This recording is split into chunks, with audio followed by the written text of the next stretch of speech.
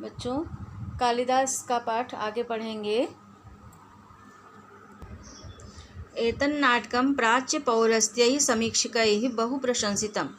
यह नाटक प्राच्य माने पूर्वी, पौरस्त्य माने पश्चिमी, पूर्वी और पश्चिमी समीक्षकों के द्वारा बहुत अधिक प्रशंसा किया गया।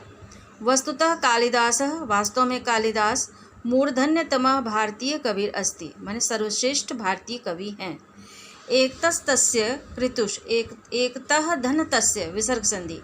एक और उनकी कृतियों में काव्योचित गुणानाम समाहारः दृश्यते, काव्योचित गुणों का समाहार दिखाई पड़ता है। अप्रतश्य, और दूसरी ओर भारतीय जीवन पद्धति माने भारतीय जीवन पद्धति की सर्वांगीणता तत्र राजते, भारतीय जीवन पद्धति की सर्वांगीणता वहाँ पर सुशोभित होती है।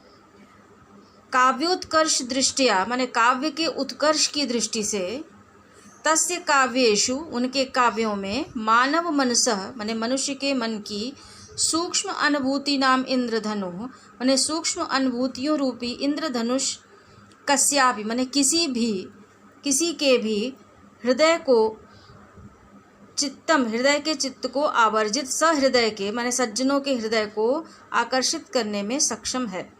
प्रकृतिरपि माने प्रकृति भी स्वजड़त्वम विहाय, प्रकृति भी अपनी जड़ता को छोड़कर, माने प्रकृति जड़ है, हिल डोल नहीं सकती, परंतु कालिदास ने अपने काव्य में उसे मानव की मित्र के समान दिखाया है। प्रकृति अपि स्वजड़त्वम विहाय, प्रकृति भी अपने जड़ता को छोड़कर सभी और मानव सहचरी इव माने मनुष्य के सहचर के समान आचरण करती है।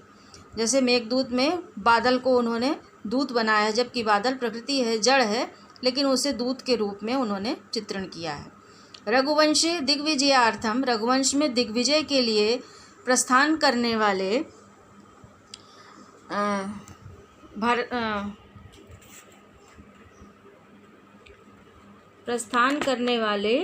रघु माने राजा रघु के सभाजनम माने स्वागत में वन वृक्षा माने वन के वृक्ष प्रसून वृष्टि भी संपादयन्ति माने उनका स्वागत फूलों की वर्षा से करते हैं।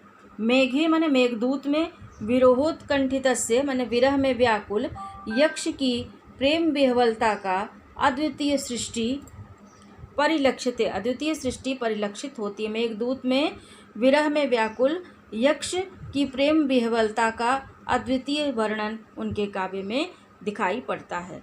तत्र वाह्यांतः प्रकृतियों मर्म स्पर्श वर्णनम अस्ति, मैंने उस मेघदूत में बाह्य और अंतः दोनों प्रकृतियों का मर्मस्पर्शी वर्णन किया गया है।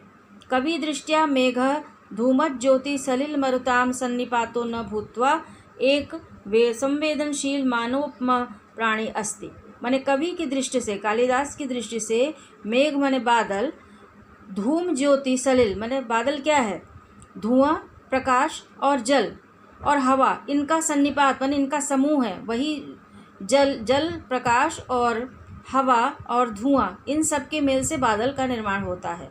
तो कवि की दृष्टि में ये केवल बादल नहीं है, यह एक मनुष्य के समान संवेदनशील प्राणी भी है।